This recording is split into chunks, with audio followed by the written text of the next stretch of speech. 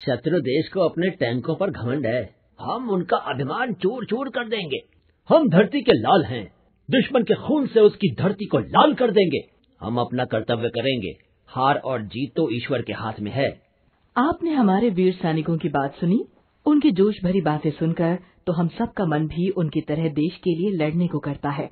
लेकिन क्या आपने ध्यान दिया, इन सैनिकों ने तो बातों ही बातों में हमें अनेक प्रकार के शब्द सिखा दिए। जैसे घमंड और अभिमान एक दूसरे के पर्यायवाची शब्द हैं। लाल शब्द दो अर्थों में प्रयोग हुआ है। पहले लाल का अर्थ बेटा है और दूसरे लाल का अर्थ रंग है। हार और जीत एक दूसरे के विलोम शब्द हैं। आइए आज हम हिंदी भाषा में अलग अलग प्रकार के शब्दों के बारे में जानते हैं। सबसे पहले हम पर्यायवाची शब्द पढ़ेंगे। समानार्थी शब्द वे शब्द जो भिन्न होते हुए भी किसी एक अर्थ को स्पष्ट करते हैं, समानार्थी या पर्यायवाची शब्द कहलाते हैं। समानार्थी शब्दों का प्रयोग करते समय इस बात का ध्यान रखना चाहिए कि प्रत्येक स्थिति में एक शब्द के स्थान पर उसके समानार्थी शब्द का प्रयोग सही नहीं हो सकता। जैसे अध्यापिका ने बच्चों को नरेश रानी की कहानी सुनाई। नरेश शब्द वाक्य की आवश्यकता को पूरी न करने के कारण अटपटा लग रहा है। अब निम्नलिखित वाक्य को पढ़िए। अध्यापिका ने बच्चों को राजा रानी की कहानी सुनाई। आइए कुछ समानार्थी शब्दों को जानें। अग्नि, आग, अनल, पावक, ज्वाला। अनुपम, अद्वितीय, अनोखा, अद्भुत, अपूर्व। असुर, दैत्य, दानव, राक्षस, निशाचर। अश्व, घोड़ा, तुरंग, है, बाजी, घोटक। अमृत, सुधा, पीयूष, अमीय, सोम, अमी। अंधकार, तिमिर, अंधेरा, तम, तमिश्र। अतिथि, अभ्यागत, आगंतुक, मेहमान, पाहुना। आँख, नेत्र, लोचन, दृग, चक्षु, नयन। आकाश, गगन, आसमान, अंबर, नभ, अनंत। आनंद, प्रमोद, हर्ष, उल्लास, प्रसन्नता, खुशी। इच्छा, अभिलाषा, आकांक्षा, लालसा, कामना। ईश्वर, ईश, भगवान, परमात्मा, परमेश्वर, प्रभु। उद्यान, बाग, बगीचा, फुलवारी, उपवन। किनारा, तट, तीर, कगार, कूल।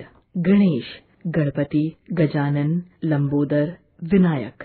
घर, गृह, भवन, आवास, सदन, गेह, धाम। चतुर, पटु, सयाना, कुशल, योग्य, प्रवीण। चंद्रमा, चंद्र, शशि, राकेश, इंदु, सुधाकर। जल, नीर, अंबु, तोय, वारे, पानी, पेय। जंगल, वन, कानन, अरण्य, विपिन। तलवार, असी, खड़ग, शमशीर, करवाल। तालाब, सरोवर, सर, ताल, जलाशय, तड़ाग। दुख, कष्ट, शोक, व्यथा, वेदना, पीड़ा। दिन, दिवस, वासर, वार। ध्वजा, झंडा, पताका, ध्वज, केतु। नौकर, सेवक, दास, परिचारक, भृत्य। पक्षी, खग, चिड़िया, द्विज, पतंग, विहग। पहाड़, पर्वत, गिरी, अचल, शैल, नग। पवन, वायु, हवा, समीर, अनिल, वात। पुत्र, बेटा, लड़का, सुत, तनय, लाल। बादल, घन, जलद, जलधर, मेघ, पयोद। मित्र, मीत, सखा, सहचर, दोस्त, सुहृदय। मुक्ति, मोक्ष, निर्वाण, परमपद, सद्गति। अनेकार्थी शब्द प्रत्येक भाषा में कुछ शब्द ऐसे होते हैं जिनके एक से अधिक अर्थ होते हैं। ये शब्द विभिन्न प्रसंगों में वाक्यों में प्रयुक्त होकर अलग अलग अर्थ देते हैं। जो शब्द भिन्न भिन्न परिस्थितियों के अनुसार भिन्न भिन्न अर्थ देते हैं वे अनेकार्थी शब्द कहलाते हैं। आइए कुछ अनेकार्थी शब्दों को जानें। अर्थ, धन, के लिए, प्रयोजन, कारण। अमृत, अन्न, दूध, पारा, जल, स्वर्ण। अली, भौरा, सखी, कोयल। कर, हाथ, किरण, टैक्स, क्रिया का रूप। कनक, सोना, धतूरा, गेहूं। कुल, सब, वंश, गुरु। शिक्षक, बड़ा, भारी। घट, घड़ा, शरीर, मन। घन, बादल, घना, घटा, हथौड़ा। जीवन, जल, प्राण, वायु। तीर, किनारा, बाण। तात, पूज्य, प्यारा, मित्र, बड़ा, प्रिय।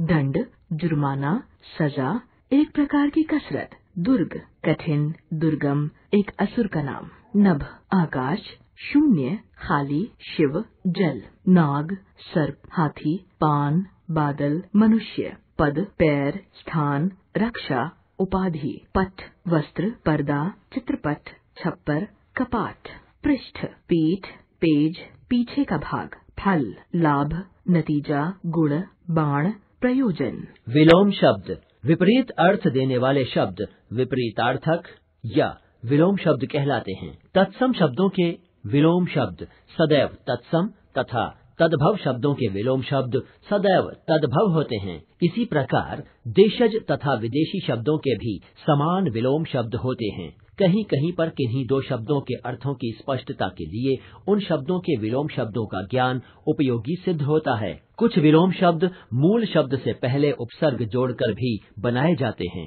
तथा कुछ विलोम शब्द दिए गए उपसर्ग के स्थान पर अन्य उपसर्ग लगाने से भी बनते हैं। आइए कुछ विलोम शब्दों को जानें। अनुज, अग्रज, अंधेरा, उजाला, अनुकूल, प्रतिकूल, अनुराग, विराग, अल्प, अधिक, अपेक्षा, उपेक्षा, आयात, निर्यात, आदि, अंत, कटु, मधु, कृत्रिम, स्वाभाविक, खरा, खोटा, गहरा, उथला, गुप्त, प्रकट, घृणा, प्रेम, चंचल, स्थिर, जड़, चेतन, दयालु, निर्दय, दाता, याचक, दुर्लभ, सुलभ, निर्मल, मलिन, इच्छा, अनिच्छा, इहलोक, परलोक, उधार, नकद, उद्यमी, आलसी, उग्र, शांत, उत्थान, पतन, उष्ण, शीत, निंदा, स्तुति, पंडित, मूर्ख, विरह, मिलन, नवीन, प्राचीन।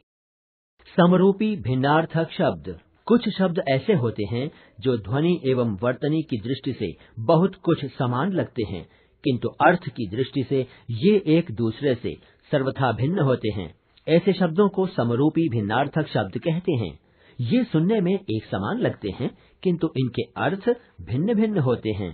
आइए कुछ समरूपी भिन्नार्थक शब्दों को जानें। प्रसाद, कृपा, प्रासाद, महल, पानी, जल, पाणे, हाथ, दिन, दिवस, दीन, गरीब, तरुणी, युवती, तरणी, नौका, कुल, वंश, कूल, किनारा, अपेक्षा, तुलना, उपेक्षा, तिरस्कार, चिर, प्राचीन, चीर, वस्त्र, तरंग, लहर, तुरंग, घोड़ा, दशा, अवस्था, दिशा, तरफ, सामान, सामग्री, समान, बराबर, वहन, ढोना, बहन, बहिन, अन्य, दूसरा, अन्न, अनाज, योग्य, निपुण, योग, जोड़, अवधि, समय, अवधि, अवध की बोली, क्रम, सिलसिला, कर्म, काम, सुत, लड़का, सूत, सारथी, वात, हवा, बात, वार्ता, शुचि,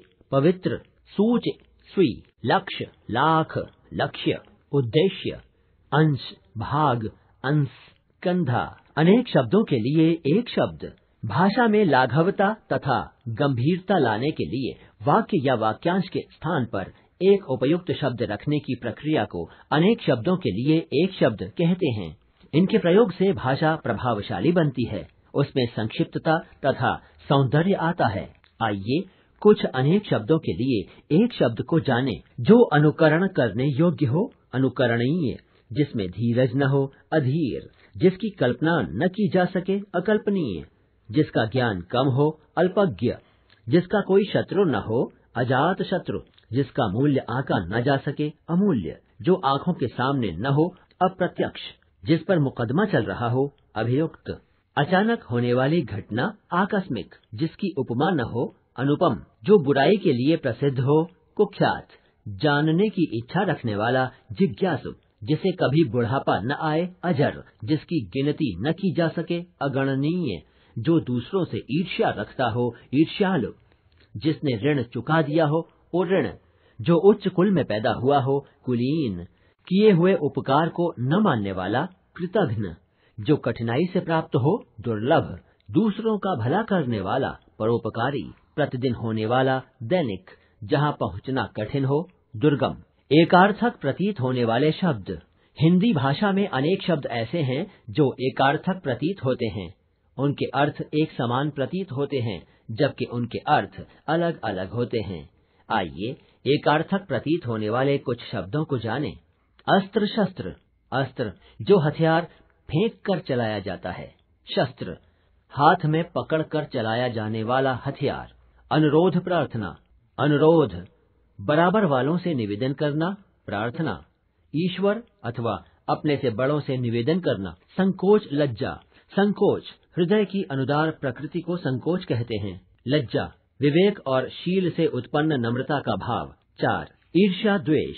ईर्ष्या दूसरों की उन्नति देखकर हृदय में जलन उत्पन्न होना। द्वेष एक मनुष्य का दूसरे मनुष्य से घृणा करना। इच्छा अभिलाषा। इच्छा साधारण इच्छा। अभिलाषा किसी विशेष वस्तु को पाने की इच्छा। पाप अपराध। पाप धार्मिक नियमों का उल्लंघन। अपराध सामाजिक नियमों और कानूनों का उल्लंघन। उपहास परिहास। उपहास मजाक करते हुए किसी को अपमानित करना। परिहास अपने हम उम्र लोगों के साथ मजाक करना। नमस्कार प्रणाम। नमस्कार अपने बराबर के लोगों के सम्मानार्थ नमस्कार शब्द का प्रयोग होता है। प्रणाम अपनों से बड़ों के प्रति सम्मान प्रदर्शित करना। प्रेम स्नेह। प्रेम साधारणतया हृदय के आकर्षण का भाव प्रेम है। स्नेह छोटों से प्रेम स्नेह कहलाता है। अमूल्य बहुमूल्य। अमूल्य जो वस्तु मूल्य देने से भी न मिल सके वह अमूल्य है। बहुमूल्य जिस वस्तु का मूल्य अत्यधिक होता है उसे बहुमूल्य कहते हैं। अब तक हमने सीखा शब्द युगमों में कभी कभी एक शब्द अर्थात अपने आप में निरर्थक होता है, लेकिन जोड़े में आकर वह अर्थ की छवि में गुणात्मक परिवर्तन करता है। पर्यायवाचियों के अर्थ एकदम उसी अर्थ में अर्थात कभी कभी नहीं लिए जाते हैं, जैसे पृथ्वी और वसुंधरा। एकार्थी प्रतीत होने वाले शब्दों के प्रयोग में अत्यंत सावधानी की आवश्यकता रहती है। अनेक शब्दों के लिए एक शब्द के प्रयोग से भाषा में संक्षिप्तता एवं कसावट आती है।